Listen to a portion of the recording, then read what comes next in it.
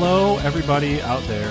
Welcome to Enter Tournament of Champions podcast, where we hold back our excitement about things and greet you with a general tired aura, because we're very tired. Yeah. This is the show where we normally pit our favorites in movies and gaming against each other. We haven't been doing that for a while, and we're still not doing that, so enjoy this episode or the next episode, where we talk about our top 10 things in certain genres. This episode is all about we're still doing our year in review for 2017. This episode's all about our top 10 2017 movies, which is a topic I'm very biased towards. And I'm joined by, my name's Jeff. Jeff, the jet, because when you're a jet for, I don't know the lyrics to West Side Story, sorry. I'm joined where you're going with that, so thank you for the... I'm joined by Kyle. Don't call me Kylo. Or I guess call you Kylo, because that was your nickname first. Way before the Kylo thing. I get that all the time now. Oh, yeah, you're a big Star Wars fan. Well, yeah, but that's not what it's about. But thank you. And then we Check have the Yahoo sign update. We have our resident, resident medical expert, John Doctor, on the program. Pleasure to be here. If any of you guys need medical attention, just let me know, and I'll take care of it. You'll Skype us how to take care of ourselves? Yeah. I mean, if I Skype, I can definitely tell you how to fix any wound with scissors and super glue. Oh, okay, cool. Surgeons can perform surgery via robot hands in Hawaii. I'm pretty sure JD can take care of us via Skype, okay? I appreciate your faith. So I really do. Does that include a gaping asshole? I don't... Sorry. It depends on if you consider that a wound. If you have that... Well, depending on what just happened to said asshole, it could be a wound. Yeah, you never know. I don't know. Could have been just a fart or something. Full disclosure for everybody that we did record this. This is our second time doing this. We did record this originally last week before the Oscar nominations were announced, so we'll maybe bring that up as we talk about our titles sometime. Like, I included them in my sentences at least, or as I introduce certain titles. So because this is our second time when we're doing a redo and we don't want to do a redo for another 2.5 hours, we're just listing a sentence for each movie for our numbers 3 through 10. And it's those numbers because we did manage to get 50 minutes of audio recording, and all of those 50 minutes was dedicated to our number 1 and 2. Which is crazy That's if you insane. really think about it. But that's good. They deserve it. Yes, they do. Yeah, sure. I mean, unless you're JD and you hate our Kyle and I's number 1. Yeah. Oh, yeah, you're right. I mean, it was terrible. And, you both hate Star Wars, but we talked about that for a bit, so that's fine. Yeah, that's totally fine. We all, JD and I clearly hate that movie. Yeah, it's garbage. Clearly. On your list, but just low. Yeah. So clearly there was just a technical hiccup, and we lost a shit ton of audio. That was like an hour and a half worth at least. Of it was audio. a 3-hour episode. It was right? a Dunkirk's worth of audio, or something like that. It was a full Dunkirk's worth of audio. Yes, that is correct. Wow. Kenneth Branagh was like astounded. Picture his astounded face, which is pretty much the entire movie. It's more than that, and you know it. It is. It's so much more than that. Okay, so since it's just one sentence, we're just gonna not push. Even like ones that I know JD has higher, and that we eventually get to in that 50 minutes that I referred to. I'm just gonna go ahead and say my sentence. Cool. Because I don't remember what I fucking said last week. So fuck it. Who cares? If it's a joke I said last week, you get to hear it again. Everybody, you're welcome. Yeah. Right. Whatever. So fuck it. Don't even bother with the Yeah. Like I know, Kyle, and I gotta you mentioned your the number hours 3. that we. Oh, I'm sorry. Go ahead. I was gonna say you mentioned your number 3 and how you didn't write anything, or you might not have, or you might not say it because we talk about it a little bit later on. Since we spoiled it for ourselves and we already talked about it last week. But yeah, go ahead and feel free to, come up with something, I guess, if you want. Yeah, Fuck it. Say a little something. It's just a sentence. Yeah, exactly. So the order that we had it last week, I don't even have that document open. That's how many documents I got fucking open right now. I think it was me, you, JD. I think that's what it was. That's what it was. So can I just say the hours that we missed that y'all are never going to hear? Best hours we ever did. Yeah, I'm sorry. It was. I mean, just awesome. I ranted a lot. And I'm going to save a lot of those for our little award show that we're going to do for the movies. No, we'll get back around to it. You know, it's just, and I'm not blowing. It was like some of the best stuff we've ever done. So sorry. Yeah. But like in a way, it's the worst episode for this kind of thing to happen on. But in another way, it's kind of the best because we're going to be talking about all these for, a substantial amount of time during the awards episode. So so it's whatever. Yeah, it's whatever. Fuck it. Whatever. Bright side. How you doing? Bright side. Hey, How you doing? I'm Mr. Bright Side. Yeah, Brian prognosis is not so bad. By the way. What, Kyle? I was saying because I'm Mr. Brightside, and I go still charting on the UK charts all these years later. Yep. And they sing British, but they're not a British band. Just that's kind of weird. I didn't know that. They're Mormon. They're very Mormon. That's funny. Yeah, they're from Utah. Came out of their cage and they're doing just fine. Gotta get down because I want to know. Oh God. I see what you're doing. Kill me. Oh, they're from Nevada. My bad. But I'm pretty sure Brandon Flowers is Mormon. The point stands. All right. So Kyle, we're starting with your number 10. My number 10 was and still is Brawl on Cell Block 99. This is my personal underrated gem of the year. I think it's like peak performance for Vince Vaughn, and it probably has one of the most memorable fight scenes that you'll see all year. Yes. Is that your sentence? That's my sentence. Oh, okay, cool. Just gonna let everybody know we do run-ons. That's what we do here. All right. not grammatically correct sentences it came at out all. like notes, so I had very little time today. So I got you. It's no problem. And we're also going by wide release year, which means that there are movies that qualified for Oscars last year that we're counting on 2017's calendar year because it came out in January for us. Like, it's not fair to be like, oh man, I already did that. Like we record our episodes late in January, for the best of movies or whatever. So it's just like, shit, I never saw that movie because it came out January 15th, which isn't in 2016. You know what I mean? Yeah. So all that to say, my number 10, and this has changed from when we recorded. Sorry, everybody. Yeah, it has. You can't do that. I totally can do that. I just fucking did. And guess what? This movie was snubbed at the Oscars last year. It's Silence. Oh, it made your 10. I approve of this. Yeah, I told you last week in the episode, which nobody has any evidence that we even talked, that I would swap out my number 10 for Silence. Like, I was like, I'm totally going to do that right now. And I meant it. Approved. All right, cool. So my sentence. Oh, here we go. A cinematically stunning, thought-provoking, very personal film from Scorsese who delivers one of his best since Wolf of Wall Street. Accurate. I'm going to start rewriting my notes into sentences so I don't sound dumb. That was beautiful. Mine are like mini reviews like you would post on No, that was Letterboxd. beautiful, man. I'm going to take care of this right now. Oh, don't worry about it. Don't talk about it. Don't worry about it. Everybody betray me right now. I fed up with this world. I don't want to talk about it.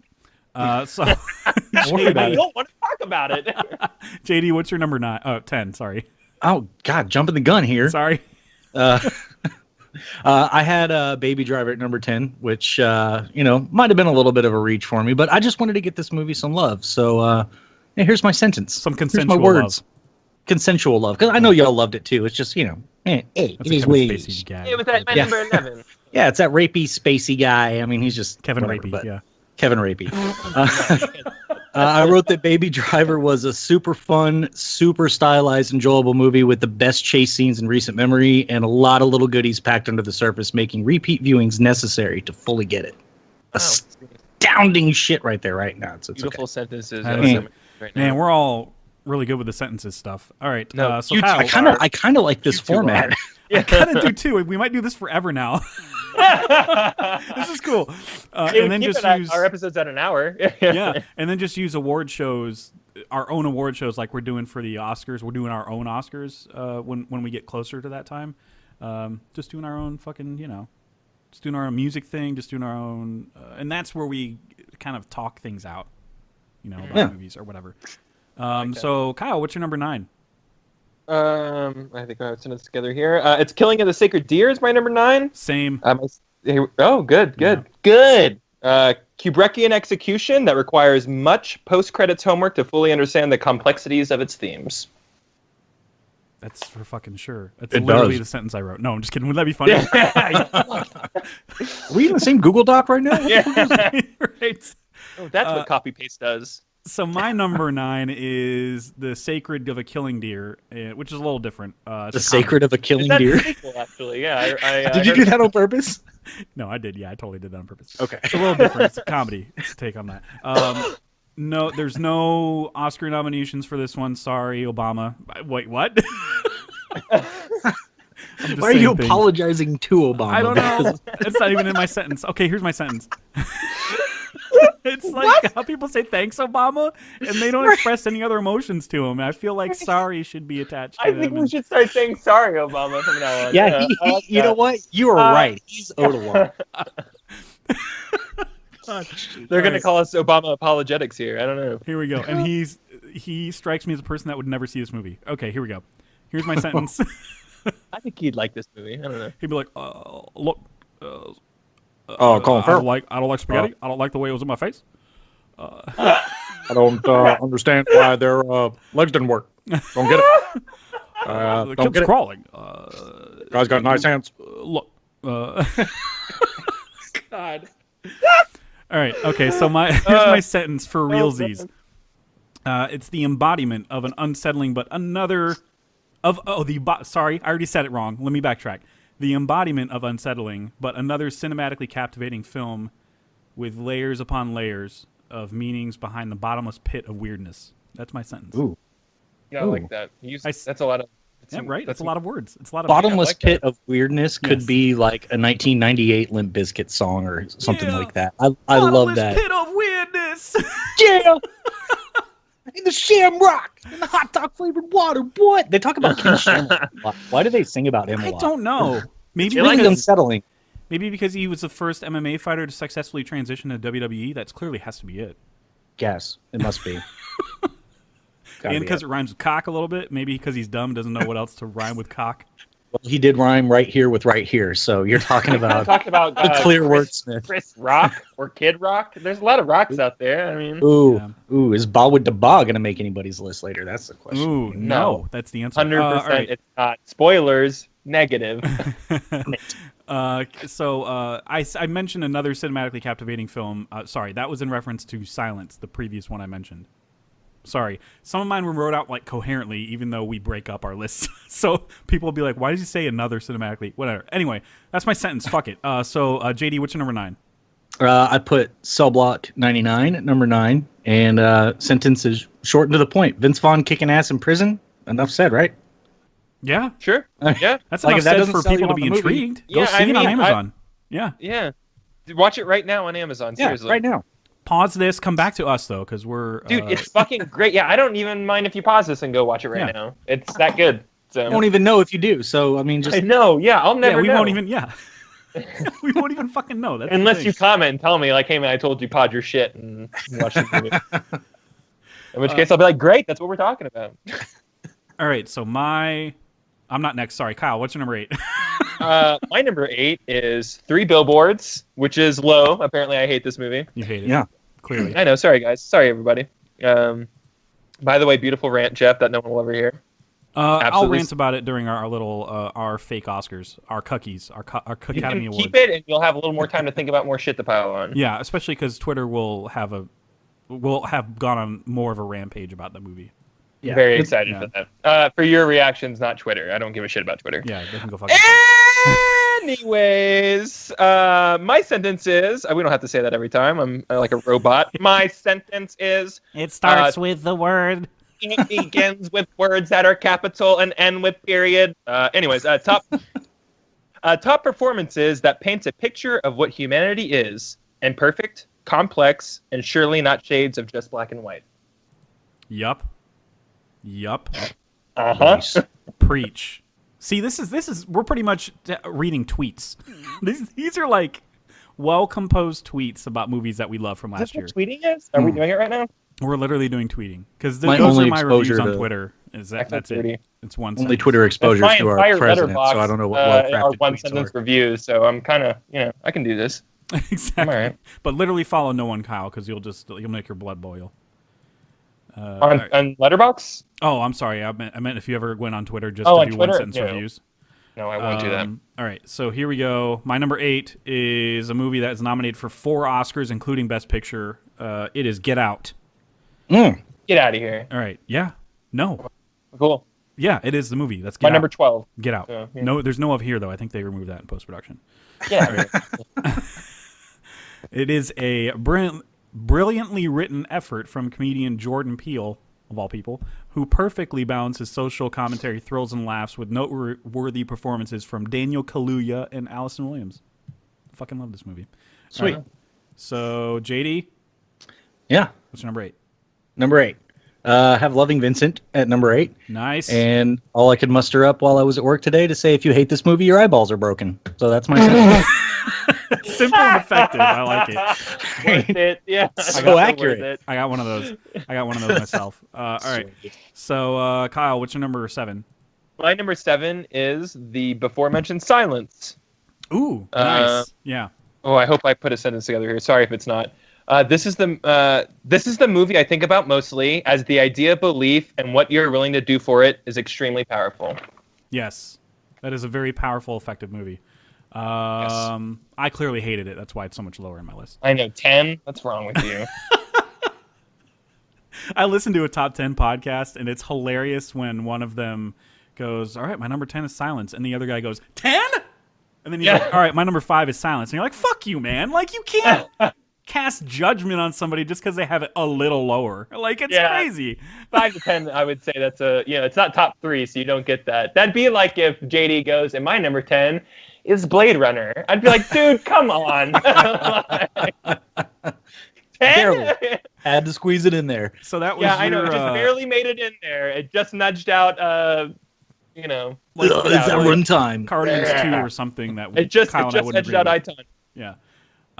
So that was your number 7, right? 2018. Okay. All right. Here we go. Oh, yeah, that's my number 7. Silence, All right, cool. So my number 7, also nominated for 4 Oscars, is Star Wars: The Last Jedi. Not the movie you thought I was going to say, was it? It wasn't 4 Oscars. What 4 did it get Oscars. nominated? Original score. I think editing. Just a lot of technical stuff. Original score, visual effects. Childhood ruining? Is that a category? Childhood ruining for sure. Sound editing and sound I mixing. forgot we joke about that here. You really, for an instant, I was really mad and like, oh no, he's joking. I forgot. Here's my sentence, and my sentence did need a disclaimer that I was going to say it. Here's my sentence. Fuck you, I liked it. That's great. It's fair. It's fair that it's one sentence because it's fuck you, semicolon, I liked it. So That's as epic don't as Ryan Johnson holding up your Snoke theories suck sign. So oh my god. thank you for reaching those heights. That's good. His tweet about Luke's capabilities as a Jedi, like he literally just That's took my pictures. favorite. He pointed it out in the book. Yeah. Yeah, I got it literally from the books you nerds are so fucking obsessed about. Is nobody ever do that before? Like, come on. Oh, it's great. That's my favorite thing. He literally just pointed at the passage of the book, and I was just like, oh yeah, it's right. Huh. But I like how he didn't even do it like the weekend of release or the next week when people were fuming about it. He does that shit like a month later. I know. So no to me, it feels like even more of a bitch slap. Like, yeah, remember that shit you were bitching about and you moved on from? By the way, there was an answer all along. You cucks. Right. We're so obsessed with this material. Exactly. Supposedly. Fucking cucks. He I said love that word. He said that word. No, he said that. Yeah. Oh, he did. Oh, perfect. Okay. I don't know. Yeah, probably. All right, cool. So, JD, what's your number 7? Okay, this is going to be my most controversial sentence, both in substance, and it's actually 2 sentences. So I'm sorry, I broke a couple rules here. Jesus Christ, cancel this. Sorry, it's a short second sentence, but my number 7 was Get Out, and I wrote, it's a movie so rich in meaning and symbolism, and with a social message so relevant that as soon as you say the words, "Man, I'm glad I'm white" to yourself, you'll immediately feel awful about it, and you should, you racist. That's one sentence. It's a long one, but it's one sentence. I count it. No. I put a period after the awful about it, and then the "and you should, you racist" is. You don't start a sentence with "and." You can. Yeah, but it's not like appropriate. Yeah, we said it didn't have to be grammatically correct. That's true. Why? And you should never take grammatical shit from me ever. Like that's a joke. That's the biggest joke anyone's ever made. We got a good grammatical education. Hey, you know what? I'm good at playing that grammatical. Yeah, I do words real good. All right. I do them words real fine too. All right. good. So Check that. Hey Kyle, what's your number 6, man? My number 6 over here, they teach me that It Comes at Night's a good choice. Oh my All God! right. If a fucking redneck saw that movie, So there was nothing that came. What the fuck was that? yeah, They're what trying the to fuck come. was that all They're about? trying to I come was and take my waiting for guns. some of Ain't that. nobody show up. Oh my God! I wish we did a full podcast analyzing It Comes at Night as rednecks or something. I Oh know. my But God, you know we should- what? Mystery Redneck Theater No, 3000 I or wouldn't trust something. them. It's my family. It has nothing to do with them family. And weren't they ethnic of some sort? That Yeah. would Yeah. so much right picking there. I don't know. This I don't Mexican trust them. looking black Yeah. guy. I think is it black? Samoan I don't know. piece of He shit. ain't white though. You could be like the guy from Wind River. He's like, I see you walking around, shaking it like this, like that, like that fucking level of trashy redneck. Man. Ethnically can't- ambiguous is how I would describe There some you of the There you go. actors in that. Yeah, Nice. they nice wouldn't know what hand to do. up there. they wouldn't know what to do. What do I hate? I don't understand. I don't get it. They're just not the right pigment. That's all I Do know. I tell them to go home or what do I This- tell them? Really long racist bit that we're I know. doing. Sorry. You know, I'm glad rednecks are a group that is still like a socially acceptable target, I guess. Yeah, we're- Like, don't they're take not that listening away to this. from They us. don't know what a No, podcast of course is. not. They ain't got no Like, if they're technologies. offended. Who gives a shit? Right. Oh Right, man. So, Anyway. yeah. Sorry. What's your sentence, Kyle? Oh, that was we went off the rails there. It Comes at Night. The most brilliant marketing for the movie leads into tricking its audience into a state of paranoia. That is just plain accurate. That's what that is. Yeah, that's all You it just is. said a fact. Love it. Yeah. Love it. So my number 6 is Loving Vincent, and I had it higher because I'm not JD who hates Vincent. Clearly.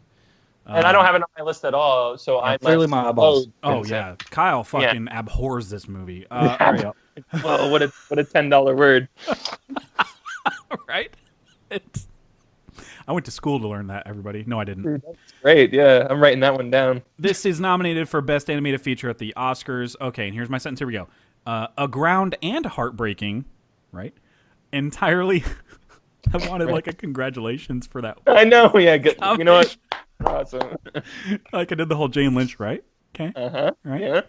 All check right. it. A ground and heartbreaking, entirely oil-painted animated picture, carefully analyzing mental health issues through the lens of the most enigmatic, influential painter to ever live.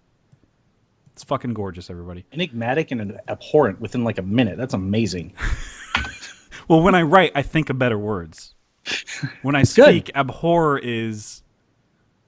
Yeah, that came out of nowhere. I'm going to have to give myself a little pat on the back for that Yeah, one. I mean, that's easily a $5 word. It's a great word. Yeah. I don't know what the number system is on the dollars of words, but you know, I definitely it's- don't abhor that word.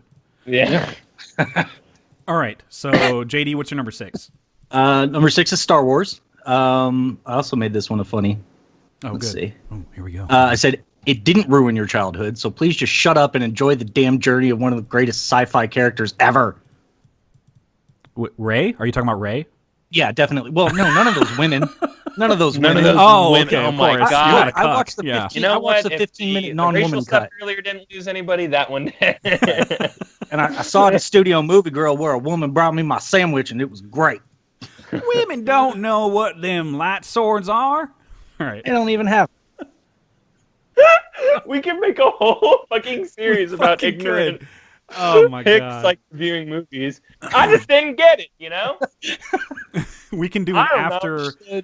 an after enter tournament podcast where it's like rednecks talking about us, but it's just Yeah. us being rednecks, you know. That'd be great. That'd be great. funny. Luke drinking milk right out of the teeth. I do that all the time, you know? My mama comes right over when I'm thirsty. She's 68, but I don't give a fuck.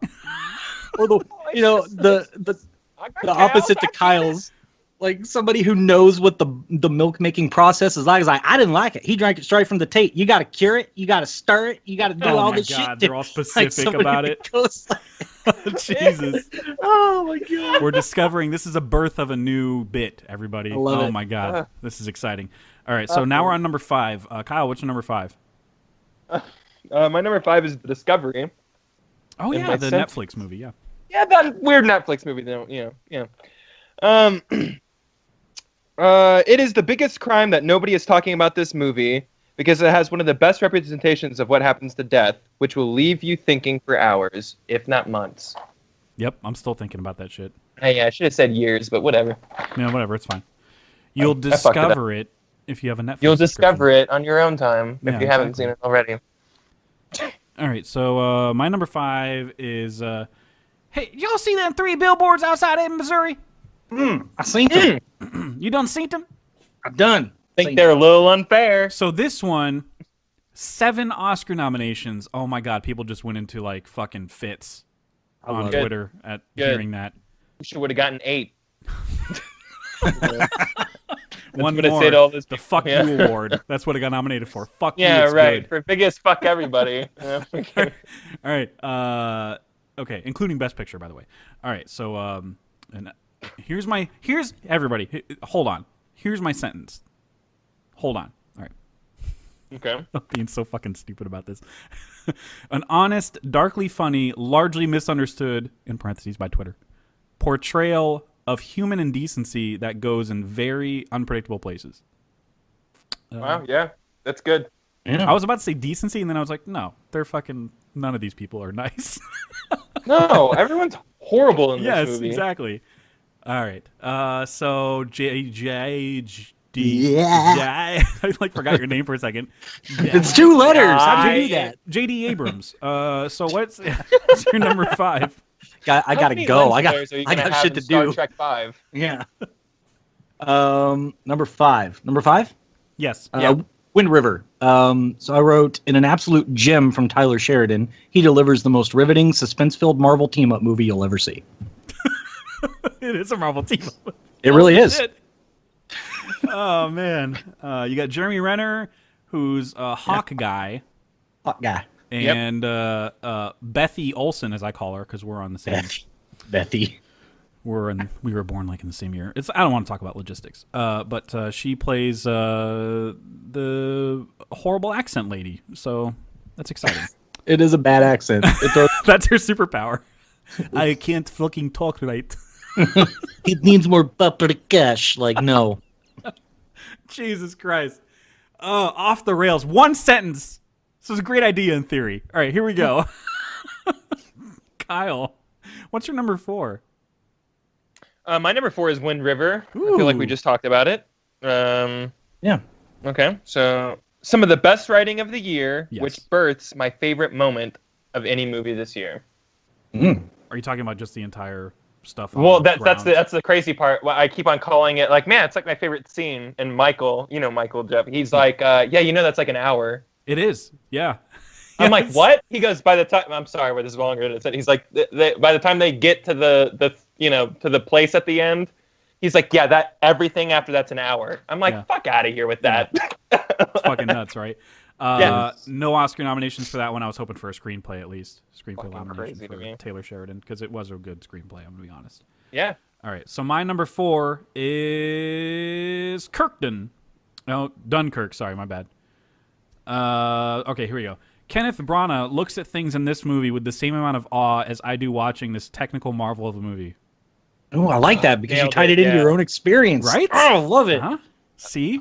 You guys, I used to write reviews. Yeah, we can tell. I used to get paid a lot. No, I didn't get paid anything. All right, I got paid in exposure, okay? People know me now. That's the sound people make when they're entitled. They're trying to get, like, jizz out of their teeth. Jizz out of their teeth. He's sucking so much. Oh, Fucking how dick. long? I don't know. How Anyway. long would it have to be there to get stuck? I don't even know. I don't even want brush. to think. I don't about know. They I don't even- like the way it feels. All right, on their gums. So cum gum. it. Sweet Jesus, JD. What's your number 4? Oh, this is going to be tough because apparently I didn't finish the sentence and I didn't notice it until just now. So please read us the Very unfinished stream of sentence. consciousness Okay. right We now. will judge you. all I said was a journey where no character is left in the same. And that's all I got. Place and Place things as like that, such as I think y'all know where I was going with it, though. Osama. Do you remember No. the Miss Universe lady who gave a speech about Africa and people reading or something like that? Was it the globes or maps or whatever? Was it that one? Because children in Africa don't have maps. I'm having real poor connection. Y'all are like cutting in and out real bad. Oh, really? Oh. Yeah, and I got that. I got the warning down there. Hold on a second. Let me turn off some of my. Oh, you know what? I'm fucking. You're fucking battle. Oh, yeah, I'm fucking over here. I got Battlestar like paused on my fucking TV. Hold on. I don't have the bandwidth for all this. Yeah, I'm not seeing it affecting our call for some reason, but it could just be that it's my connection that is solid right now. Well, I'm sorry. It should be good now. Sorry about that. Oh, it's okay. I'm leaving it all in because you know what? This is a real podcast. We have real issues, people. We're real people. We're a very real podcast. It's American. It's really American made. You know, we just put it out there. But yes, it is that woman that was that talking about maps or something like that in Africa, and it's sad. And it sounded like she was going to say Osama bin Laden, but she's like Osama. It was weird. It is hilarious. I love it. All right. So what was your number 4 though? Mine? Yeah. Oh, it was 3 billboards. Did I not say that? No. You just read the sentence. Oh shit. Well, so yeah. I mean, now that bad sentence makes more sense because it is a journey where no character is in the same place where you saw him at the beginning, and it's a fun fucking ride. It's circular, guys. But like, I don't know how to summarize this movie. I can't discuss it briefly. It's too rich. It is, and I don't want to rant about it. All right. Yeah. So, Kyle, what's your number 3? My number 3, I didn't have time to write this sentence, so I just wrote one down real quick. It's Dunkirk. Nolan does what he does best and takes a genre and brings it to new heights. Goddamn right he does. Mm-hmm. Fucking that's all he does. So my number 3 at the time we recorded is Lady Bird. Last week when we recorded, it's Lady Bird. And for continuity purposes, it's still Lady Bird. Okay. But it's not really. My list changed. Lady Bird's number 2 for me. Anyway. What? Yes, it is. What? Deal with it. In 2 weeks, it's going to be his number 1. That's not going to... There's literally no chance of that ever happening. No movie could ever usurp my number 1. But anyway, for continuity purposes, because the 50 minutes we recorded, I have a different number 2. My number 3 is Lady Bird. So here we go. This version of Sacramento is somehow interchangeable with my experiences in Plano, making this one of the most relatable and funny movie viewing experiences of the year, and it's hella tight. Did you actually write the into your sentence? No, I was trying to make it sound natural. I was trying to make it sound super cash. I was like, if you did, that was really well read. Super casual, and I like how you said hella. Good execution of hella. Right yeah, there. It was in the movie. It's Timothy Chalamet's character.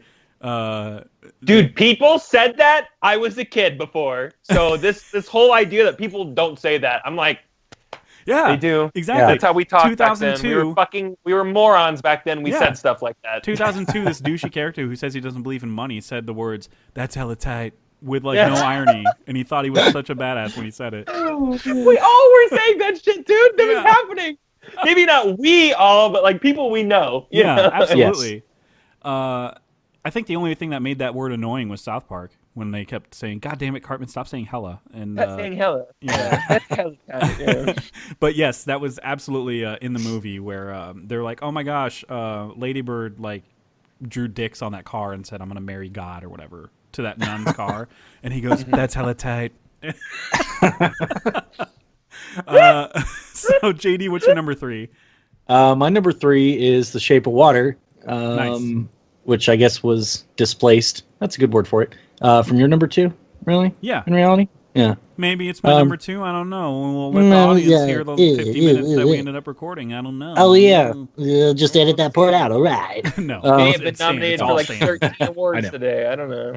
So it got nominated for... Lady Bird got nominated for 5 awards, by the way. Dunkirk got nominated for 8 awards. Good. Nice. Including Christopher Nolan's first Best Director nomination.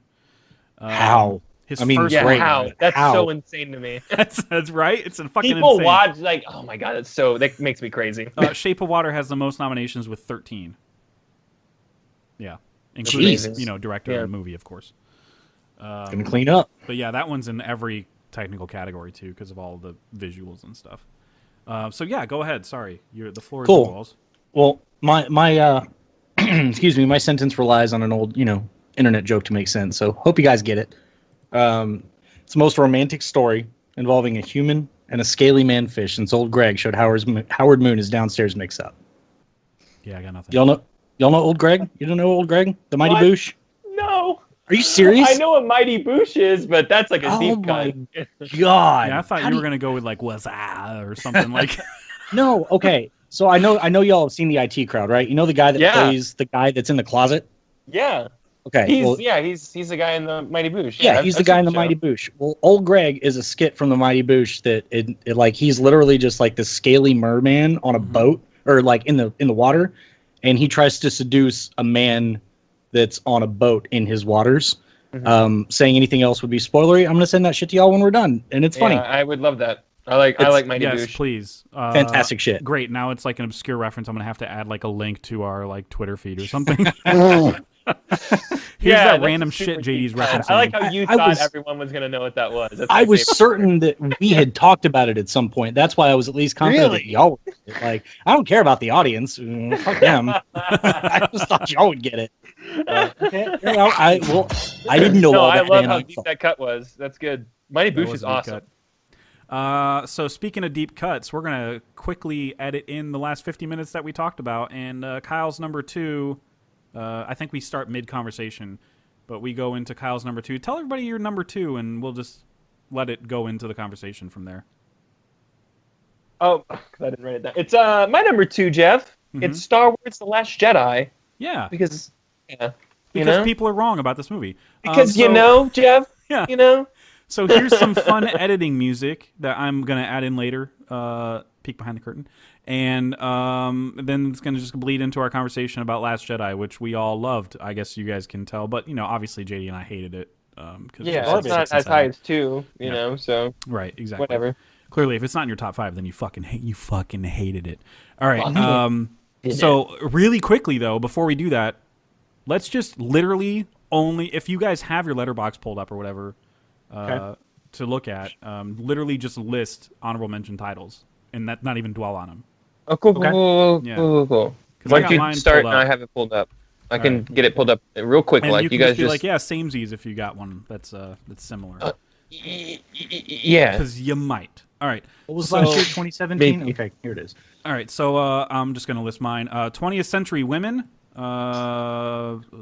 Baby Driver you mentioned, Brawl and Cell Block 99. The Florida Project is amazing. Logan and the other Logan movie, Logan Lucky. Logan Lucky. Logan's one of mine. Yeah, Logan for sure. Stronger with Jake Gyllenhaal and Wind River. You guys mentioned the Meyerowitz Stories on Netflix is a new one that I added. So you guys go ahead. Or Kyle first, I guess. Me first. We said Baby Driver. We said Get Out. Shape of Water I need to rewatch because Detroit ruined my day that day. I'm not kidding you. It really put me in a bad place. Yeah. Okja. Yeah. The Disaster Artist. We talked about Lady Bird earlier. Logan, you just said. John Wick 2, Atomic Blonde. Are we going how many? 25? That's fine. I just listed 10. Like I just went. Oh well, then that's an. Oh well, yeah, that's 10 for me then. That's okay. 10. I wouldn't. Comes. I don't know if I mentioned It Comes at Night, but that's definitely an honorable. Can I just say more? Dave Made a Maze, very fun. Watch it. Yes, watch that movie, everybody. That is that will be completely unseen. Like seriously, in like 5 years, nobody will know what that is. It's like great. that will be the most fun you have watching a movie, probably ever. So it's amazing. All right, so. It's so try hard. Yeah, all right. So JD, do you have some? I mean, nothing we haven't touched on, but yeah, I mean, Lady Bird, Disaster Artist, Killing of a Sacred Deer, It Comes at Night. Those are all just on the verge of being on the 10 spot for me. Yeah, nothing unique to my list. Cool. Yeah. Way to be a poser. All right, cool. So, way to see all the same good movies. All right. Yeah, exactly. Yeah. Here's our conversation about Last Jedi, and then of course it continues into all of our number 2s, and then our number 1s, and then we talk a little bit about the knockoff Academy Awards that we're gonna do for the show. We talk a little bit about that. So stay tuned for that, and cue the music.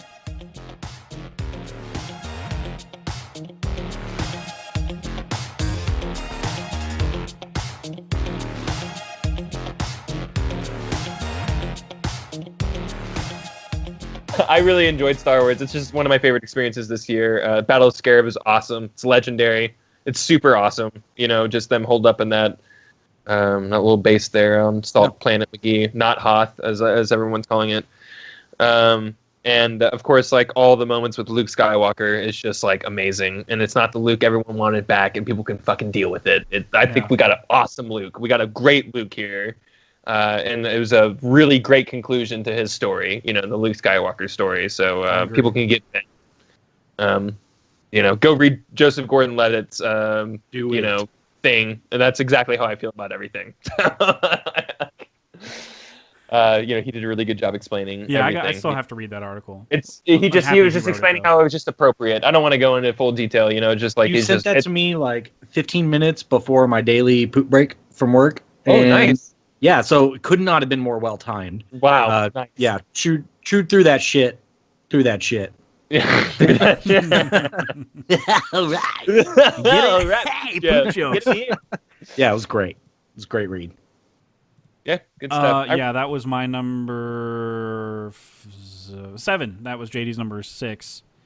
Yes. God damn it, that movie was so good. Coming out of that movie, yeah, I was like you, Kyle. I was on a fucking high. And, man, I knew, though, in the back of my mind, I was like, the internet's going to hate this shit. Did you know? Yeah. I did. I was just in like, the back of my mind, I was was like, different. It's what everyone wants. It's different. That's what people have been asking for. Oh, man, it's so different. I can't even wrap my head around it. Like, everyone was so fucking idiotic the next day. It made me so crazy. Yeah, I just knew that as soon as, like, Ray said, I'm no one, I was like, oh, God, the internet's going to fucking hate this. And Luke just kind of disappearing, doing that Force Ghost, whatever the fuck.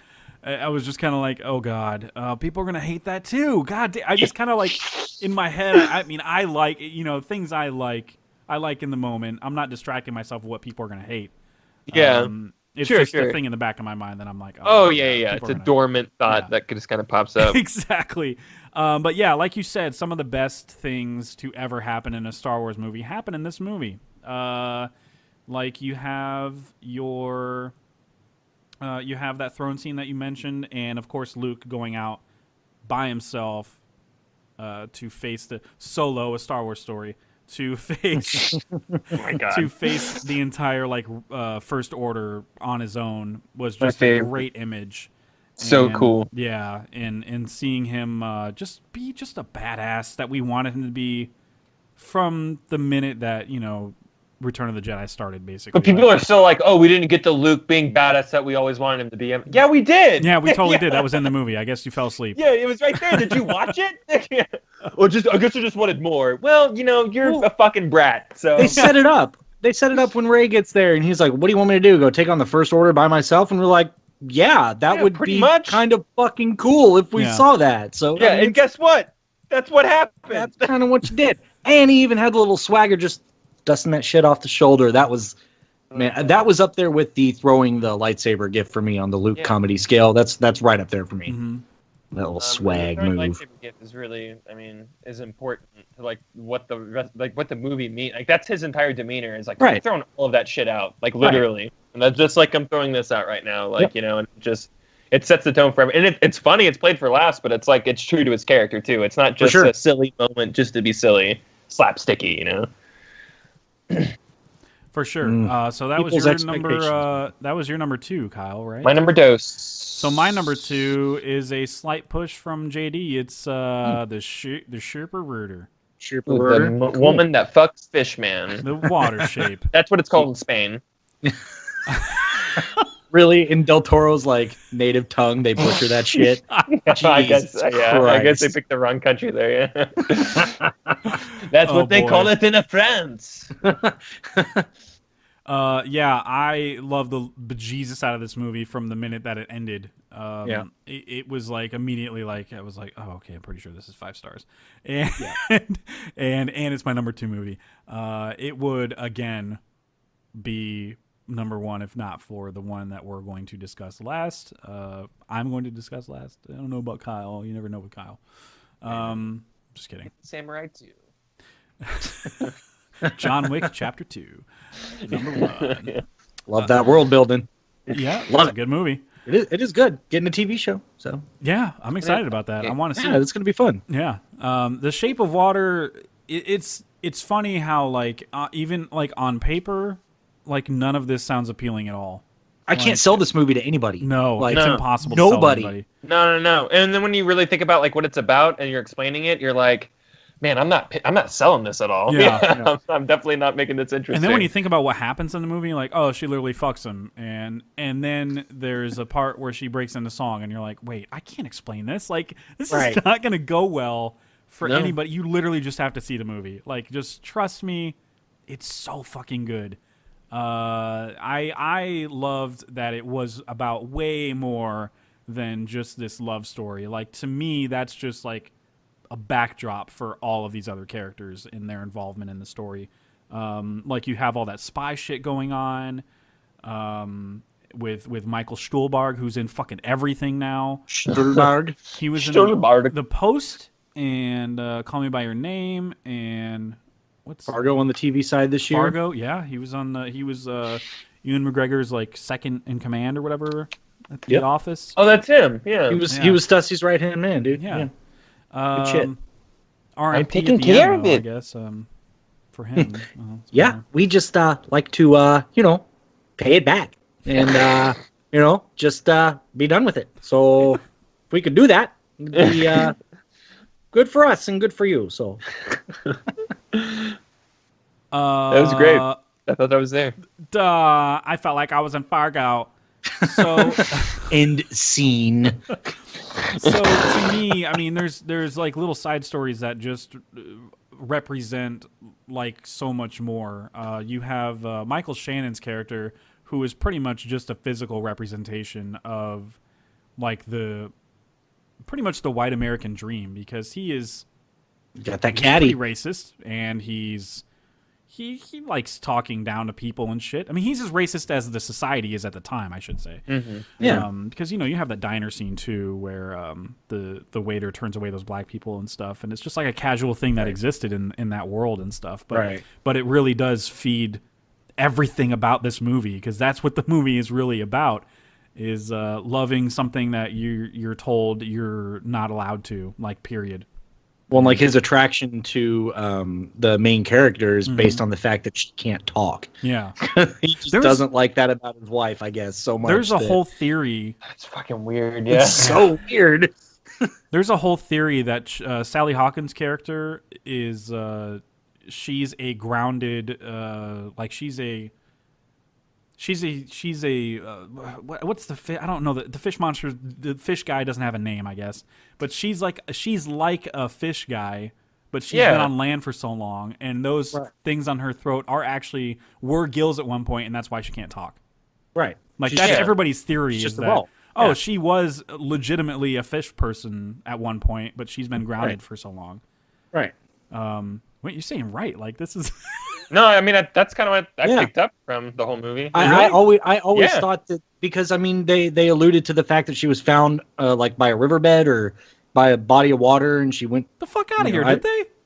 Yeah, man. They say that she was picked up by the orphanage. She was found by a river. So in my head, I'm like, oh, she's fish. She's been on the and her gills closed up, and the second that like she was introduced to maybe one of her kind or whatever, her gills, her scars turn into gills at the end. Mm-hmm. Well, biology kind of forced it, because she was he can probably heal.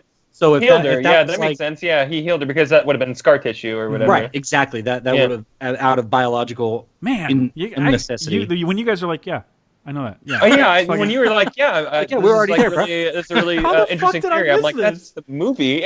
Jesus. God damn it. I mean, they definitely say she was found by a river or a waterbed or something. I mean, they say it. So okay. So Guillermo del Toro does a lot more in the writing than I even give him credit for, and I think there's a lot more depth to this movie than most people do. Yeah. Oh yeah. People that just say, I just didn't buy the love story, you're like totally missing everything else around it, in my opinion. Like, dude, it's a story about incompletion. Period. Yeah. Like, things making people whole, and that's what's beautiful about it. Mm-hmm. Everybody has that. Every character in that movie has that. Yeah. The musical scene too is fucking beautiful. It is. Chills when I watched it.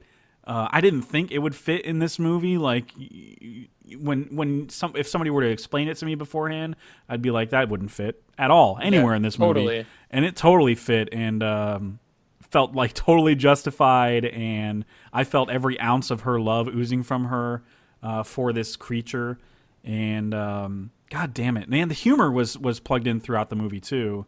On an appreciated level for sure. Like it wasn't too much overbearing or whatever, but like the cat stuff, and a lot of stuff with the neighbor was great. Yeah, and their dynamic was perfect. Even Michael Shannon just getting his comeuppance every now and then, his reaction to all that he's a reaction man. That's why you cast Michael Shannon. Yeah, but he has this like internal struggle too, where like he's like a physical representation of like the white American dream, because he sees this part of him that's becoming something else, and he has to tear it apart from himself. Like he does not want to integrate any part of his skin with anything else, period, in the world.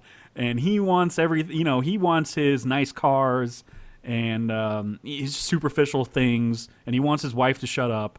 It's just all these things that just. He's the physical embodiment of all the problems that were going on in the world at that time. And I thought it was written and played beautifully by Michael Shannon. And people will say that it's kind of cartoonish, but it's like, well, that's kind of like the oppressive... He's representative of the oppressive, whatever you want to call it, of society at that time. Right. So, I think it's totally justified, his performance. And Michael Stuhlbarg does a really great job. He does a really good job. He's so good at like conveying like just conflict in his face, and he feels so genuine, even though he's a Russian spy the whole time. You kind of believe that he's on the right side the entire time. Yeah. There's a lot of feels in this movie for me, even though it feels like a movie that you wouldn't be like, that's outlandish. I wouldn't feel an ounce of heart from this or love from this movie. And I felt every bit of it, man. It's a great ending. When the fish rises up and he's like, I guess you are God. And he just fucking slices his throat. Like, get the fuck out of here. It's so good. Oh, what a great ending. Oh, my God. Oh, man. Guillermo del Toro, for me, this is like by a hair beats Pan's Labyrinth a little bit. Just because of, I don't know, just how many layers there were to this movie.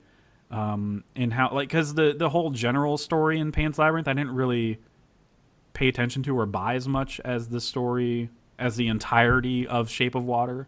If I'm splitting hairs, which I literally am, literally I'm on my head right now, but I am splitting hairs there. But Shape of Water for me is just like perfection pretty much from Del Toro, and the fact that it's like a front runner for fucking the Oscar for Best Picture is goddamn crazy. But I would love to see That's it. what I've used to try to get people to see it. I'm like, look, it's probably going to win. And if you like beautiful movies, just get past it and go see it. You need to know these things. Yep. It's the only thing that's kind of almost worked for some of my coworkers.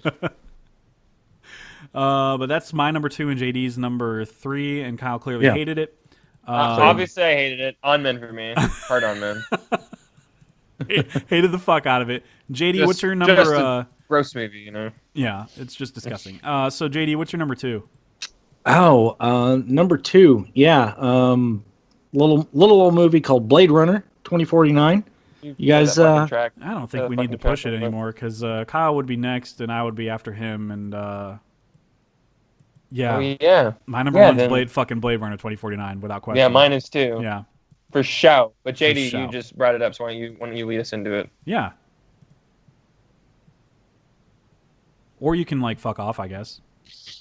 Where'd you go? JD. Yeah, petrified. JD's terrified to start. I will not begin talking about Blade Runner. I actually didn't like it, guys. This is a ruse. My number 2 is obviously Fate of the Furious. Fate of the Furious. Where did he go? What happened? I can't hear anything. Oh, can't hear you either. I heard something. Okay, I'm back. All right. Oh, wow. Man, that's weird. I'm not even getting like internet connectivity issues through Skype, so I don't know what that was. Oh, that's weird. Anyway. So, yeah, number 2, Blade Runner 2049. Yeah. Yeah, you want to lead us in and shit? Into the discussion? That's our number 1. Did you die again? It's like that's the trigger word. No. Okay, I'm back now. Okay. Lead us in, JD. Okay, but interlinked, cells within cells, within cells, interlinked. Oh, Jesus. Come on, internet, do what I pay you to do. Fucking work. Is it working now? I don't know. I can hear you. Okay, cool. So where are we? Where do I need to pick up? Oh, no, you're fine. We were just asking you to talk about Blade Runner 2049 since you brought it up first. Gotcha. Okay. So, I mean, but you guys are going to, like, obviously expound upon it. I don't know what you're Yeah, talking because it's our number ones. But yeah, since it was your next in line. Yeah, just got a rewatch in, and I absolutely loved it. I can't believe that's a 2 hour and 40 something minute movie. Doesn't feel like it at all. It doesn't feel like it at all. And like from a content standpoint, it does. Like it really kind of feels like two separate movies once he goes to Vegas. Yep. And but it's seamless though. If they had split that, I think it would have felt a little stupid. So I putting it all in one movie made a lot of sense to me.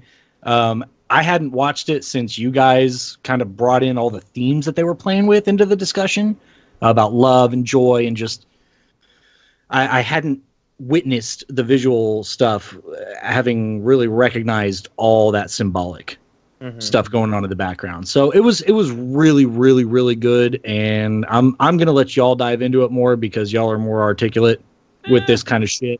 Just a wee bit. I'm not. This late in a podcast episode, I'm normally not. I'm just look. I like it with the pretty colors and the practical effects. Look, I am several ABV beverages into my evening, and I'm going to save it all for my number one, which I kind of have a lot to say on because I fucking love that movie a shitload. But Blade Runner is fantastic. Runner, though, is one you don't love at all. I love this movie. I want to buy it on Blu-ray yesterday, and I could have bought it yesterday. I know. So I got a free code for it, and I'm still going to buy it on Blu-ray. Yeah, totally worth it. Totally 100% worth getting it twice in any medium. I'm being honest. Yeah. Now I can watch it anywhere. I'm getting it on VHS. Exactly. I'm going to get on VHS too, yeah. I like the read lines. Go in Betamax with mine, or Laserdisc. Laserdisc. It looks really good. Laserdisc. Copy of Voyage of the Mimi I stole from Bowman Middle School. Oh, jeez. I fucking watched that shit so hard. Yeah, I remember that. The dolphins, they like peanut butter. I'm like combining 18 different lines there, but like, they knock on the fucking thing for the dolphins, and then the deaf lady's like, they eat peanut butter. Like, what? Why? Yeah, that's just offensive. Why would you talk like her verbatim? All right. I don't know. I don't know why. Because I'm uncomfortable now. Because no, it's funny. It's good. Yeah, Blade Runner. I guess it's me. Blade Runner. Ha! Go. What a movie. I never wanted this movie. I was very against. Yes. I was we so were both against like, this movie. is fucking terrible. Don't do it. Like, why would you do that? Like, you're gonna just fuck everything up. Replicant theory. It can't be. And it's just that's what this movie does. It takes what you think it's gonna screw up, and it doesn't even like touch on it. It's just like, nah, we're just gonna leave that a fucking mystery. You guys can fucking fight about that in the fan board. We're not gonna address it directly. We're just gonna sprinkle in more doubt and deceit and clues and whatnot, and you can just figure it out. And there's nothing to figure out. This movie leaves a lot of those mysteries up to interpretation, especially surrounding Deckard and everything. But yeah, just a visual feast this movie is. Denny V just fucking directed his ass off in this movie. Yeah. There are scenes in this movie that I have alternating on the background of my phone right now, just because I'm just like, yeah, all right, I'm done with that one. But I still want Blade Runner. I'm gonna put the scene where all like the bodies are in the cases next, but it's really beautiful for some reason. That was so cool. Oh god, everything about that. Or whatever. I know the temple. Oh my gosh, just there's so much going on, and what's his face after pissing everybody off as Joker, really delivers an awesome, memorable. He really likes to play in Mars Volta, and not Mars Volta, 30 Seconds from Mars. Wow, that's totally different. He did really good in this, and I've been waiting for him to have a role for him to be like, oh yeah, this is something he could sink his teeth into, because he likes to go like really weird and methody and stuff like that. But it's like the acceptable level of weird for him, though. It's true. It's not sending like dead things in a box to cast members and stuff like that. Right. Which is what he was doing for Joker. What the fuck? Yeah. Asshole. Yeah, I just feel like, He dude, just- if you do that again, I'm gonna punch you in your face. That's Just the Just FYI. made himself blind for this movie, apparently, legitimately. Like That's he pretty did- cool. Were those contacts like actually blinding? I don't know if they were, but I'm sure that he asked. I think he asked for them to, because I did Some hear level that of visual like he degradation. legitimately blinded himself for the role. Wow. Okay, that's cool. Yeah, that's super cool. It's there's okay so many for cool. me. Like, it's like, yeah, whatever. Just act the role and do it well. Yeah, I like the I like method acting. I think it's crazy because I don't get it, and I'm just like, oh, man, that's what makes you tick, as being somebody else. That's weird to me, but go Yeah. for it. There's a lot of stuff in this movie, man. There's so much that you could extrapolate from this movie. I've read just dozens and dozens of articles and watched so many videos about just like tearing this movie apart. And I love the thing with someone at the beginning of the movie like points out that he never smiles. I think it's the girl from *Halt and Catch Fire*. Oh God, you never smile. Yeah. Yeah, she's like, "Oh God, you never smile," and he doesn't. He never smiles the entire movie until the very end, where he's like delivering. It's a little hint of one, yeah. He's smiling. Yeah, Yeah. he's it's a smile that Gosling he smile. can do, and Yeah. it's exactly it's a Gosling Yeah. smile. Yeah, it's perfect. Look, it's because there's no jazz in 2049. That's well, really sure. why. That's why he doesn't. You know smile. what? The Oh my jazz, God. If Deckard was like, "Why are you doing this?" and he was, "I'm here to save jazz." Oh my God, that would've needs to been be the that needs perfect to be a ending. meme. We need to That make that definitely into needs a to meme. be a meme for sure. Dude. And your Gruffy Harrison is like on point. Like that was That's that was not really the way good. the Force works. That's good, dude. Yeah, I It's like really good. Like it's really good. You shouldn't be giving that to people for free. You gotta be a stranger. Oh my God. You should make that like your line in your Tinder profile or something. You know what? I'm gonna make it mine. Fuck it. Oh boy. it would get swipes. I know. I can't get them otherwise, so I need something. Yeah, these replicants though, they're not designed to they're not designed to like smile. Not these obedient ones, No. It's kind of like. Did you just say no to me? I wasn't aware that was an option. Attaboy. Yeah, boy. yeah. The calling it like love, referring to him as a pet all the time is like that's interesting to me. Yeah, kinda and the same that's thing. interesting. It's kind of like she's in denial about what she is, because Yeah, what the fuck like, does she dude, think she come is? on, Like, Kettle. you don't have Yeah, ego I mean- either. Right. So that's fascinating about Love is the most fascinating character to me about this. She in is. this She's movie. so fascinating. Such a badass. Like the way that she fights to me was such a standout. Like yeah. aggressive and just I don't know. There's a lot to take away from like how they're designed, like just kind of just guessing on how they're designed. But she was clearly designed by, what's his name? Wallace describes her as like his perfect angel or whatever, his first angel. And she was clearly designed to be like the most strong, the most powerful replicant. But there's something about her, I think, that I read on Reddit that was like the perfect theory, I think, where she is clearly, as a replicant, she still has consciousness, and that is constantly at odds with her programming. So I feel like that's why she's always crying, and stuff. Like she is stuck having to be obedient in this vessel of a body that was created, but she can understand what it would be like to not be. Her consciousness, she doesn't like that she's seeing replicants be slaughtered in front of her. She doesn't like having to kill so drastically, but she's following commands, like she has to. And then it becomes a competitive thing with Kay by the end of it, where she's like, I'm the best one and shit like that. Yeah, it does. Yeah. I'm the best one. And I assume that his design of replicant, where it's a cop, is supposed to be strong too. It's just he's fighting for something more meaningful. He takes down what's his face. I mean, that's a big dude. They even say it like, "Oh, he looked like he could have fucking tore you up." Yeah, kind of did. He tried. He tried. I want to get nasally Gosling down. I feel like I could actually do an impression of that.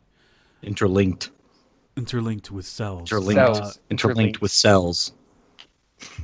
I like how I love that entire test, and the baseline stuff is amazing. When that happened in theaters, and like the Hans Zimmer score was just like a high pitched fucking thing, and it was really intense, and you're like have no idea what's going on, and then it ends, and it's like, okay, cool, you're cleared to go. Somebody behind me goes, that was weird.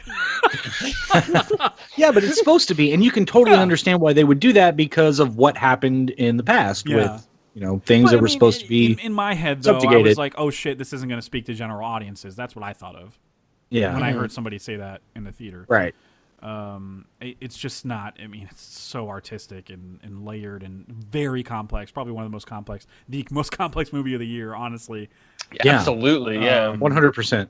With everything that's explored, and it does such a good job at making you forget whether or not you wanted to know Deckard was a replicant.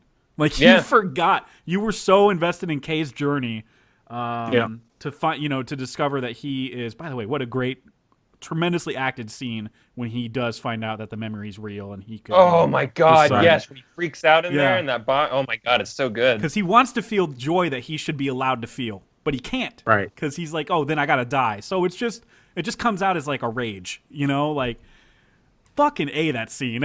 There's so much going on. But yeah, by the time he visits Vegas, you're like, oh, what's he doing there? Oh God, that's right. Deckard hasn't shown up yet. Yeah, right. A whole movie and he hasn't shown up. Yeah.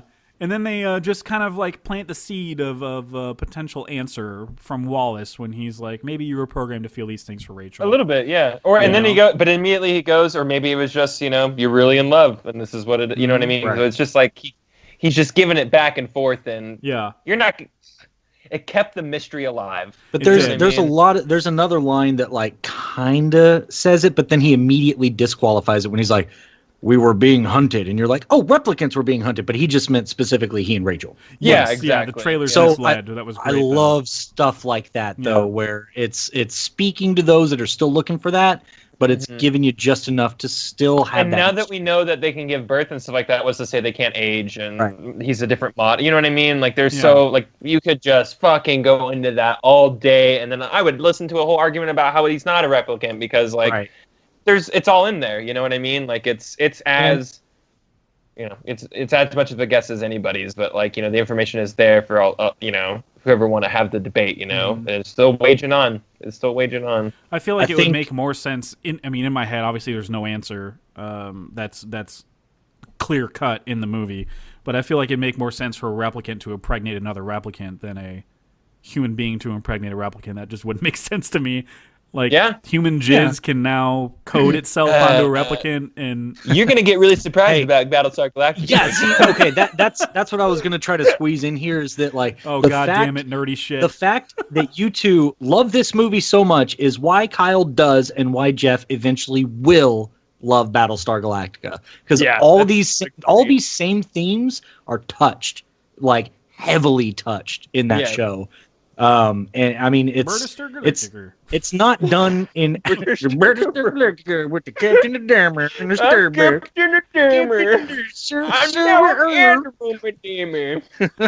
Hey Boomer, what'd you say for? Come here. A little bit of a spoiler there, but no, man. I mean, it's not as artistic. So that's fine. Exactly. That's the goal. But I think that's why you'll like it, Jeff, is because these themes are tackled and. It's a different medium, man. Like you said, it's a sci-fi show. It doesn't deserve a show this good, but it is. It's that fucking good. God damn it. I'm loving that Kyle's got me watching it again because it's been close to a decade since I've done a full rewatch. We're gonna be an all Battlestar Galactica podcast by the end of this month. So. Battlestar Galactica. That's what we're gonna be. Next week we're gonna be like, so Jeff left the podcast. Battle Pod Galacticast.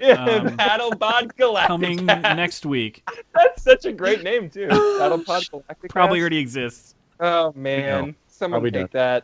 Oh, say we all. But Blade Runner easily. I never thought in a million years it was gonna achieve the heights that the first one did for me. That's always been one of my favorite sci-fi movies of all time. And this movie is just so much more artistic and so much deeper, and you can take so much more out of it. There's so much more to chew on. And there's all I don't know, and you get all the quiet moments too. That's why the movie's that long. You get a lot of moments to pontificate things that just happen. And they just want you to get absorbed in the every set design that they have, scenery and the setting and everything. And it's just it gives you room to breathe. And movies like that need to exist. And a 2-hour, 45-minute runtime shouldn't scare you. The movie doesn't feel that long. It's so well paced, and like I said, it needs all those moments where you're, man, I gotta move over what just happened right there. What was all that about? And it's good. It's one of the greats. It's one of my favorites. I mean, of all time. I really love this movie. It's it did the impossible for me. It went from I hated this movie, I didn't want it to. Yeah, exactly. Greatest movie of the year. Greatest I was on movie that journey with you. Like, why are they fucking doing this? Even when they announced Denis Villeneuve to do it, I was kind of like, well, he's a great director, but come on. And then the more I saw of the movie, I was just kind of like, it's not gonna suck, dude. Like, because he released 2 more movies until it came out. Like, he released Sicario and then Arrival. Yeah. And I was like, okay, it's not gonna suck, you guys. Like, now you had already seen Enemy and Prisoners before that was announced. Yes. Or did you get into the? Okay. I did. Man, it's cool watching those after seeing his later shit. I know, yeah. Going back seeing the fingerprint, like he is like a Christopher Nolan kind of guy, where it's just you watch a movie of his and it's his. You can't explain it. You don't know what to describe about it that's making you feel that way, but it just is. It's him. Yeah. It's awesome. He has a way of enveloping you in the story with just a camera. And something about the color grading feels familiar in every movie. To me, it's a lot of the scoring too, like the way he pontificates certain moments. He has a lot of the same musicians that do the. It's Johan Johansson or whatever who did Arrival and Sicario and I think maybe not Prisoners, but he's a frequent collaborator. And then he was the one that was booted for Hans Zimmer in this movie because he's just not. He wasn't the type of composer, at least in the studio's eyes, I guess, to replicate Vangelis's scores, sound, interlinked. Interlinked with music. But Hans Zimmer still did a fucking amazing job with it. It was so good, that score. Well, because Hans is going to take what was done before and incorporate it and just enhance, evolve it, and enhance. Yes, absolutely, enhance. I'm saying it like the way they do in the movies when they're like enhance the shot or the camera. Yeah. Like in Minority Report? Yeah, exactly. Enhance. Oh, boy. All right, so Blade Runner 2049 deserves its own episode for sure. Or at least Denis V does. Denis V, never going to pronounce your name. So I know, I hate it, so I just call him Denny V from now on. It's too catchy to ignore, and it's a practical thing. It just makes sense. It makes sense. Yeah. Much like there's a lot of practicality in Blade Runner. There's a lot of miniatures in that movie. Yeah, like Nolan, for example. You can't call him Chris N, because then you're just getting into the Room territory. Like, why the fuck is it just Chris N? Why? Like, that doesn't make sense. Oh, hey, Chris N. Oh, hey, Chris N. Hey, Chris, you got 5 fucking minutes? No, I don't know. Hey, Chris N. Oh man, who are you? All right, so we're up to JD's number uno. Awesome, and I can tell you guys are just disinterested in shit after. I'm just kind of. Can we just actually end it? Yeah. I mean, it's Boss Baby for me. I think obviously. I knew it. You can't ignore those baby butts, man. You can't ignore the baby cheeks. I've never gotten that gif out of my head, and I hate you for that. So. You're welcome, sir. You are welcome. You should watch the movie. It'll just pay it all off. The pacing's good. The narrator's super reliable. Animation's not okay. All that's untrue. That's a fucking god awful movie. Oh my god, we're still going. I didn't know. I thought you switched over to your actual choice by this point. No, I hadn't yet. It's Dunkirk for me at number 1. All right. And I my logic here is grounded in, I guess, reality a little, and not saying that thinking Blade Runner is not the greatest movie of the year. It might be the most amazing movie I saw all year, but Dunkirk put me in a place in time, in real time, a real event, and watching that movie. I haven't gotten an experience like that where I literally feel like I have seen the evacuation of Dunkirk for myself. Mm-hmm. And the fact that it is pretty much for the most part all practical, and the way the story unfolds and everything, the fact that there are no Germans, because fuck those people, wasn't a knock for me. I think the movie did a great job of just conveying that time is the most important thing that they are all fighting against in the movie. And man, I loved it. It gave me chills. I could watch it over and over again. The runtime plays a big factor for me because there's no fluff. It's right out of the gate. Within 10 seconds, 4 out of the 5 people that you just see on screen are dead. already, Yes, yeah. and you're left with your character, and it's chaos. relentless. And when you finally do get a moment to breathe, which are very, very seldom, it just picks right back up again. I think another Hans Zimmer score that just knocked it out of the park for me. Just what it does, almost like Baby Driver, where it kind of serves as its own character. Not quite as much, but it definitely serves as its own force in the movie. Finally getting to watch it like with my headphones on and all that shit at home, like how long that siren sound goes on with the I'm assuming those are strings. That would be the only thing that I could think could make a sound like that. Yeah. That's like 30 minutes of that annoying ass sound going on, and it like it doesn't get on your nerves. It just makes you anxious. Yeah. Totally. Like I had my dad walked into the room the other day when I was watching it on speakers, and just based on the sounds alone, he's like, dude, what the fuck is that movie? I'm like, I cannot wait to get you to watch this, man. Yeah. It's so good.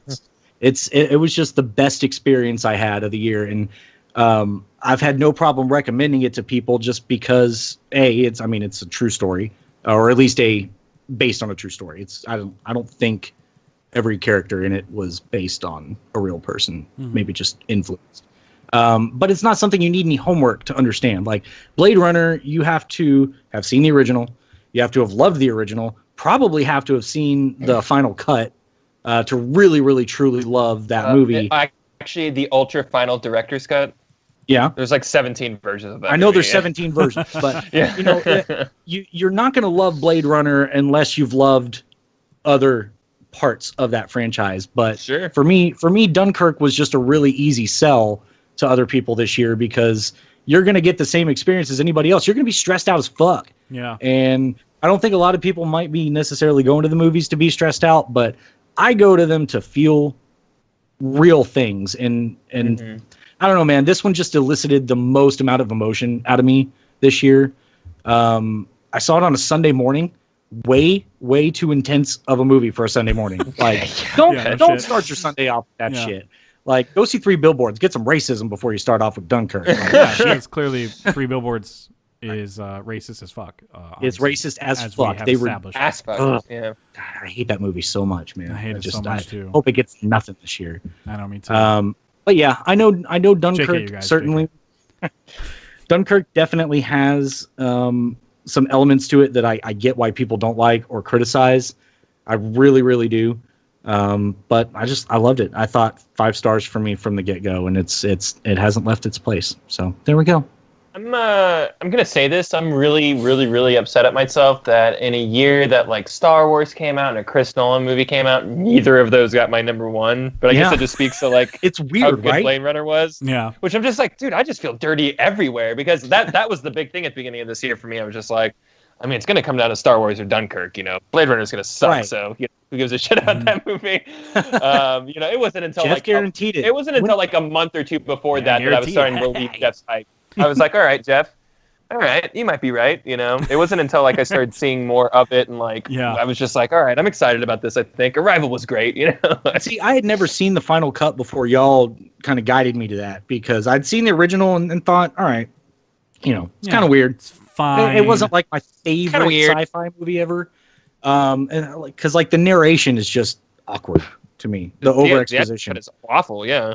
And I get why that original movie bombed, and I get why this one does too, or did this year too. People aren't going to sign up to see a 3-hour movie in theaters anymore. They're just not going to do it. And it's a shame that audiences are that way. But I mean, dude, talk about 1A and 1B for me, and director-wise too. Right now, these might be 1A and 1B working directors right now. 100% easily for me. Yeah. So there's no wrong answer here. I mean, clearly I'm more wrong because I'm outvoted, but I don't know. It's all right. I would say if we did a tournament that JD's movie wouldn't fucking matter.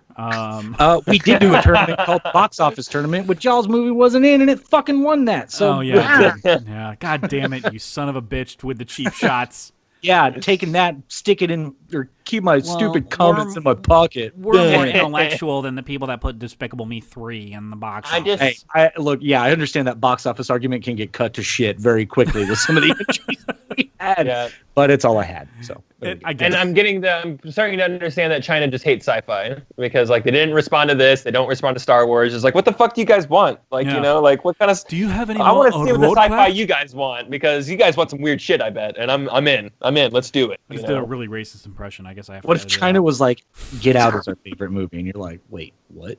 Well, and they like. What else? Like Transformers and stuff like that. I guess yeah, that's Transformers and Stop Warcraft it with for that some reason. franchise, please. it's Like, this big over Bumblebee- there, man. this That's why we're Bumblebee getting a news that Bumblebee y'all dropped movie on me made by today? Travis Knight. Yeah, Like, literally, I would have jumped out of a car if I were in it when y'all told me that movie was a thing. Like, that wasn't a fake Insert gif Lady at all. Bird Like, gif, just yeah. got the fuck out. Ugh. I love Dunkirk, you guys. It's my number know. 4. It's a hell of a thing to watch on a big screen because I have a projector. I don't know if you guys knew that. But yeah, all of the aerial stuff, the dogfights with the old ass planes is just Right. a technical fucking marvel. And just tackling the scope of the beach itself, where he kind of like zooms out and you see like every single extra that Nolan hired for the beach scene to kind of embody the what is it, 300,000, 400,000? 300,000 or Yeah. 400,000 are on that beach. And he ended yeah. up hiring, I think, somewhere in the 5,000 extras or something. It's a lot. It's just a fuck ton of extras, like for that scene, where they're obviously like he's putting him in different places and kind of splicing him into a scene or whatever for CG purposes or whatever. Because you can't hire that many people on the fucking budget at all. I'll give you guys like Subway or something if you want to come hang out on this I movie think set. probably could do that. Yeah, can we get our Subway out here, guys? I mean, come on, the Jonas Brothers in this movie. He's taking Yeah. all the fucking money. Clearly, the fucking Jonas, bro. I can't believe it. He did good too. That's what bothers me. And when y'all told me who he was, I go, yeah. that was the guy who did really good in the movie. Yeah, exactly. That was the troop at the end who was like, he couldn't take it. He couldn't take anybody like looking at him. He's like, we let our country down and stuff like that. We let everybody down, and then they're like greeting them at the train with beers. And he takes the newspaper. He's listening to the other kid read the newspaper and stuff like that. That's Harry Styles. That's the boy band guy. And apparently when Nolan cast him, he had no fucking idea until his daughter was like, "Oh, you mean the dude from the boy band?" Yeah. That's great. I believe that Nolan would have some gaps in terms of pop culture knowledge. I totally believe it because he's he's, involved. He's in it. buried in his own genius, No, I Yeah. don't believe that. Really? You don't believe it? No, he's a perfect being, so no. I think he knew exactly. He's like, no, I'm gonna get the girls in with this one. He is Jesus, so there's that whole thing. I took my pregnant sister to see this movie, and like she was gave only birth? 6 months pregnant. No, she didn't. Fortunately, because that would have been weird. That would have been a fun story. But I'm not gonna only lie, if it was I timely. had already seen it the first time, so I was like, "Hey, Steph, You're about to pop, Yeah, I mean, I'm just saying, like, you just need to calm the fuck down. You just need to calm the fuck down. It's gonna stress you out. Just calm the fuck down. We don't want any of that here. Keep that baby in. Keep that baby in. Keep that baby in. Needs to be in the oven. Yeah, keep it in. The mom oven, not the real oven. The mom oven. Don't worry about it, guys. We're not actually putting babies in ovens. That's a little weird. It's a Oh, we're not? metaphor. What was the? I don't know what that metaphor is for. Then it's obviously We said there's no Germans in this movie, so It's the same as don't throw the baby out with the bathwater. Right. Dead babies. All right, now come on, let's move on. Anyway, Dunkirk's great. Go see it. I don't care for any of the complaints that have to do with character work, because I've Doesn't need it. It's not I've about told that. you guys a billion times on this podcast that back in my day I was a teacher. I didn't need that shit from this movie. I've said it so No. many times on this podcast. So Take a 2.5 totally hour worked for fluffy me. war movie and trim it down. That's what Yeah. this is. Get rid of all that shit. it's quite literally a reenactment of what happened on that day, I guess on that week, on those days. Those days. Them days. Yeah, it's just really effective filmmaking and just a technical goddamn marvel, this movie. Yep. It is. I was telling you guys the other day, I just like how many ships did they actually sink and how many planes did they actually crash in Right. this movie? Because that shit was real. Shit looks so fucking real. It's It unbelievable. looks so real. It's just, and yet the mustache thing can't fucking work on Justice League. Just Yeah, can't, I know. can't get it Yeah, to I work. know. I think everything comes down to that again. Absolutely, it does. They Yeah. deserve it. Like this guy can do this with this amount of money, and you guys fucked up that goddamn mouth and spent like more money than I'll ever see in my entire life. I Yeah. know, That on wrong. fucking Stroke Mouth Superman. Like, ugh. Fuck that movie. Morons, losers. Said that. So that concludes the Top 10 2017 Movies episode, or SOD, as the kids say. Yeah, the kids. If you didn't like our lists or whatever, I mean, I don't really care about that, but give us your own lists. I am intrigued by what other people like, and if Justice League is on there, just know you're wrong, and enjoy Yeah, being you're wrong. very wrong. Keep your stupid Justice League comments in your pocket. That's a promise. Yeah. I swear to God, I hope Guys, you if fall you off make the fun face of the earth. Justice League, you're just being That's a a promise. fanboy.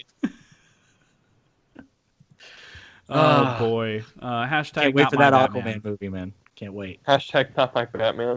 We He didn't wasn't have in that time to movie. mention any honorable mentions, but Disaster Artist was clearly one of them since we keep quoting The Room.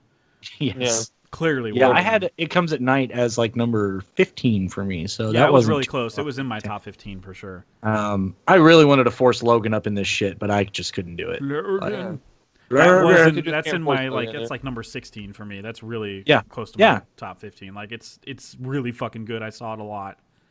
Daphne Keene's amazing. Patrick Stewart. We're gonna do our own little award show, so we can break this shit down Oh, cool. when we approach that. The as I'm gonna announce it now, the Academy Awards, Yes. the Cuckies, Oh, The Cuckies. that's so good. and it's our first time doing it, so we're just gonna do what the Oscars do. I removed some categories that were like, we're not gonna do fucking sound editing, but we're gonna do. Oh, come on.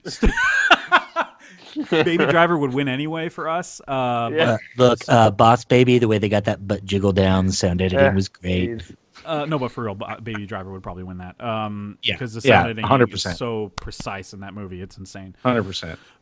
But I wanted us to do our own little award show, and we're just going to start it doing a movies one, and then whenever the Emmys come further down, we can do a different one. The Kemmys. It doesn't make sense. We'll think of a clever nickname for that one. But Academy Awards just made sense for us because we throw that word around a lot. And the Yeah, cookies. very liberally. Yeah. So. Yeah. And we'll think of a time to do a gaming one too for the year, not 2017, but like Kyle and I would think of something for next year because the idea I think is just a fun idea. Me too. I like Yeah. the awards. And coming up with our own categories. So we're going to come back. We're not going to do like, well, maybe we should deliberate what should be nominated. We're going to come back with our nominations and then be like, who should win? So that way things move along. It'll be Cool. fun. It'll be really, really fun. And this list will Really probably determine Best Picture. I'm going to be honest with everybody right now. Yeah. Sorry, Dunkirk. I am happy Dunkirk's going to Hey. get nominated for an Oscar, though, for Best Picture. That seems like a sure thing at this point. Yeah, but it won't win. I don't And think Nolan it's will probably be nominated for Best Director, which of course he deserves. He got nominated for Inception, I think. So Robbed. deserves it. Deserves it deserves big the time. nom. But of course he'll probably lose. That's just because the movie sucked. Obviously, that's why it's my Yeah, Yeah. it did. Absolutely. I feel bad about loving it so much. Well, I it's- mean, you should. Yeah, obviously, because there were no characters in it. Literally nobody's a Zero. character. There were there's zero several characters in that They entire. They just didn't have any depth. You have no reason to care about anybody. Like the only thing that you know about Tom Hardy is that he can count. Yep, he He's can real count good at real math. good. He can count real good. Yeah, that's about all I That's got. about from it. that movie. Yeah, and then you have Georgie, who fucking cares about him. Yeah, I mean, just getting fucking dead and shit. Like, why would you get dead in Dunkirk? Like, just get dead. Georgie. Why don't you get good instead of getting dead? Jeez. yeah, exactly. Scrub. So thanks for sticking around, everybody, for the long haul. Stay tuned for next week. We're going to go over to our top 10 songs from the year 1998. And we're doing a music one in the spirit of the Grammys, but we're doing a better year of music, in my opinion. Because I don't like their nominees at all. So we're just going to do top 10 because it's fucking impossible to debate music. Like we said last time we did a top 10 for music. So I'm Jeff Widman. I'm Jeff Widdy on Twitter, WIDDY. And you can find us on Letterboxd too. You can find all of us on Letterboxd, really, if you just search for us by name. Totally. And Kyle, are you still writing and streaming and stuff for something? Yeah, I'm about to actually review my first game that I got a game code for. It's called Dear God. and it's about you're a deer and you kill other animals. I'm pretty excited about it. It's on the Holy Switch. shit! Okay. Yeah, I'm very excited. I'm like, that Killing sounds of- so killing of a preposterous. I sacred hope I deer can god. like trash all over it because it looks like a really bad game, but we'll see. That I don't know looks if we're that- allowed to do that since they gave us a code, so I don't know. I was gonna say, like, dude, that was not the description I expected you to give me after you. You said yeah, that. right. And it's spelled DEER God. Yeah. You know, it's just it's Three fucking perfect. E's? I was like, I'll give you a thumbs up for that. I'll give you a 3 out of 5 just for that. So we'll see. I'll be writing that for sure. I'll be writing more reviews, movies, and games on Subcultured, Cool. and I am still streaming. I didn't this week, but I will be next week. Nice. And JD is places. Yeah, I do Doctor Things because we've gone all episode without making that joke again. Oh yeah, So, you are a doctor. yeah, Yeah. Doctor Things. JD. Yep. Don't forget Love about that that. joke. It's gonna be a go-to. Absolutely. Anyway, Love somebody's Doctor. paging me right now, so I gotta go. Okay, cool. Well, thanks for sticking around again for the long haul, everybody, and stay tuned for more fun shenanigans and shit. And if you didn't Yeah. like 3 billboards, you suck a dick. All right, bye bye.